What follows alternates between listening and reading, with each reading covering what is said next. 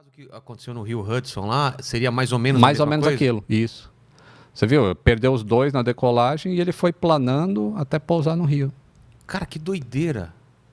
Imagina o pânico de você estar no meio tava no meio da cidade de Nova York. Ele chegou a sobrevoar Chegou. a cidade, Isso. atravessou. Ele decolou de LaGuardia, né? Prédio pra tudo quanto é lado Caramba. ali. E ele... Foi bom ter dado problema logo de cara ou isso é ruim? Não, isso é muito ruim. É? É muito ruim. O ideal, né, se é que existe ideal, não existe o ideal menos- para o menos acidente. pior, né? Quanto mais alto você tiver, melhor. Justamente por causa da razão de planeio. Você tem tempo de planejar onde você vai pousar. E ali eles tomaram decisões muito rápidas. E ele decidiu pousar no Rio porque ele não conseguiria voltar para o aeroporto. Não tinha esse cálculo, não daria para chegar lá. Ele, pelo que ele avaliou na hora, ele falou, se eu voltar, eu não chego. E, eu caí no meio de prédio, é bem pior Claro. do que tentar o Rio. E ele foi para o Rio. Cara. Esse é um das coisas que as pessoas falam assim, pô, se o avião um dia for autônomo, de inteligência artificial, não tem mais piloto, será que um algoritmo tomaria essa decisão que esse cara tomou? Exatamente. Porque, Esse é um ponto, só que eu tenho um ponto também. Eu porque falo, deixa eu ver se eu entendi a pergunta dessas pessoas. Porque se ele chega à conclusão que dá para voltar pro pro aeroporto, aeroporto e dá para pousar no Rio, mas no aeroporto ele teria a integridade do avião ficaria melhor e no Rio, por exemplo, ele machucaria mais o avião. E ele tem um parâmetro de tentar salvar as pessoas e também manter o avião na melhor qualidade, assim. Aí ele ia por lá, mas, porra, esse daqui tava mais perto. Você entendeu o meu pensamento? mas ele não, nessa hora, você não pensa... Não, tô falando se fosse uma máquina, se fosse se fosse uma máquina? uma inteligência, que sim. ela tivesse essas programações. Um humano, claro que nunca vai pensar na máquina, mas a máquina faria, eu vou tentar o melhor dos mundos. Trazer o avião inteiro e trazer todo mundo. Sendo que aqui eu vou ferrar com o avião, mas vou salvar todo mundo. Então ele vai tentar o melhor dos mundos. Isso, ele vai fazer milhares de cálculos por segundo.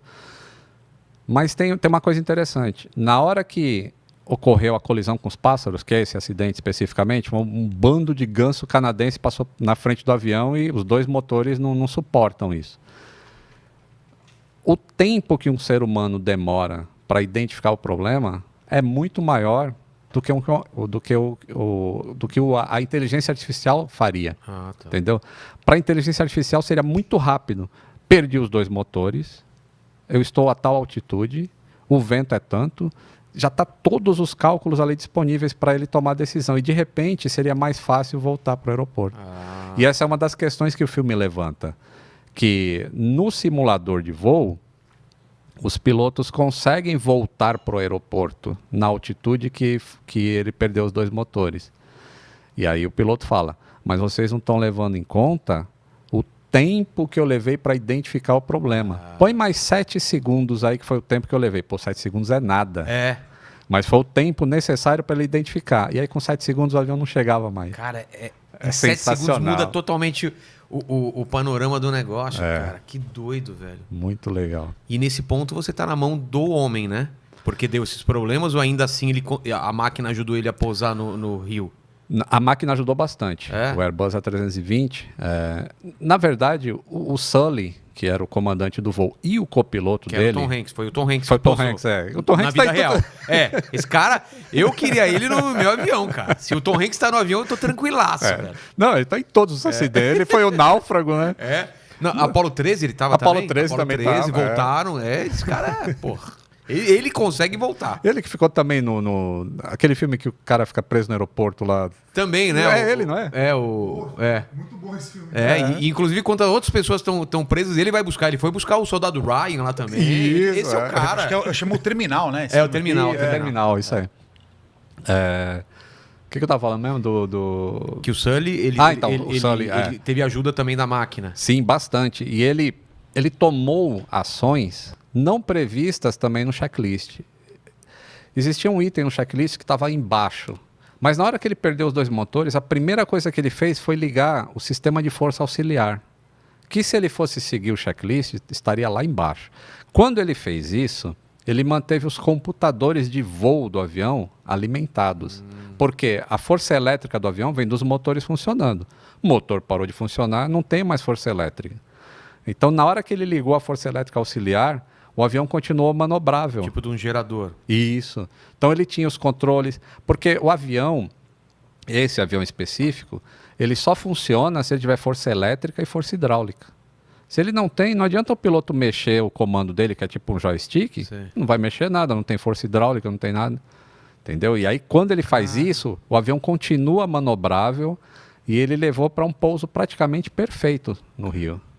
E ele tem que fazer isso e dar uma levantadinha na hora para pegar. No caso, ele mantém, o computador mostra numa tela para ele qual que é a atitude, ou seja, o ângulo que o nariz tem que fazer para ele ter a maior distância de planeio possível. Isso é mostrado. Arrastar o máximo possível? Isso, existe um ângulo de nariz, para cada avião depende velocidade e ângulo.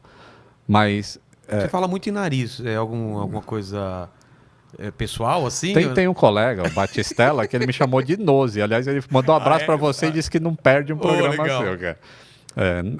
Pô, não vou sofrer bullying agora. Não. Só comentei, porque é uma coisa que, né? Tá evidente. Você é um Boeing. É o nariz de Concorde. De Concorde. Altamente aerodinâmico. Pô, vou depois falar do Concorde. Então tem esse lance de você colocar o nariz num ângulo específico. Isso. Para ele ter o maior arraste, como que chama isso? Para ele ter maior sustentação.